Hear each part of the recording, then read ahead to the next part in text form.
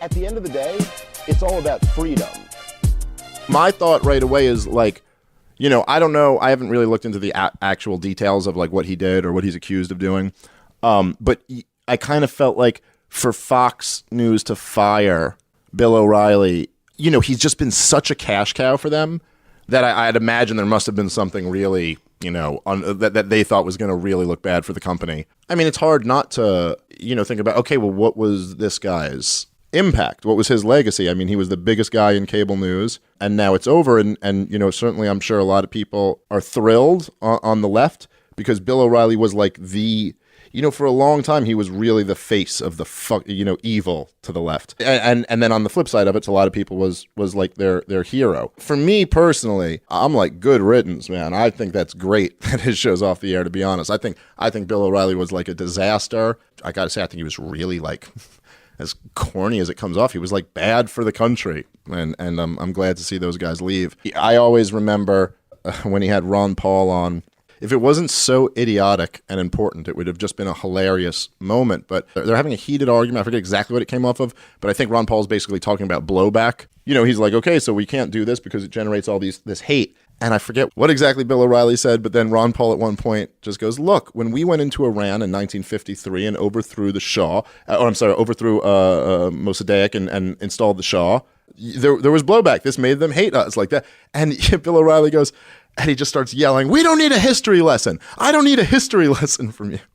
And I remember this it just stuck out as such a funny moment to me where Ron Paul is just making this argument and he goes, well, look, in 1953, and then like Bill O'Reilly starts yelling, we don't need a history lesson. Like it's like his rule was like, we're not allowed to talk about history. It's just such a funny thing where you're just kind of like making this argument and you start to go, well, look, this is what happens in the past. You go, hey, no history here. It was just one little moment, but that like summed up what Bill O'Reilly was to me and what he was for all these fucking years. It's like, oh, don't make this intelligent. Don't get history in here. Don't make any like he was. We were talking about on the last episode how there just really is this incredible like dumbing down of America in all aspects, and the political discourse is like a great example of that. How we go from like the firing line with William Buckley to, you know, Hannity. How did that happen? And by the way, I'm not a fan of either of those fucking guys, but, you know, let's be honest about what was an intellectual conversation and what isn't. And, you know, it's not so surprising that the way Trump speaks is appealing to people. I mean, I got to say, I know it's almost like so obvious and people have hit this, you know, I know the left has hit this for so long, but literally I was just watching a Trump press conference today and it's like, you just can't believe that the president of the United States speaks in such simple, like fourth grade language. It's really fucking weird. Anyway, so in terms of this whole dumbing down of America, I think Bill O'Reilly was like right at the center of that and a big part of it. His show was always just fucking, it was entertaining at points, but it was just dumb. I mean, he would dumb down everything.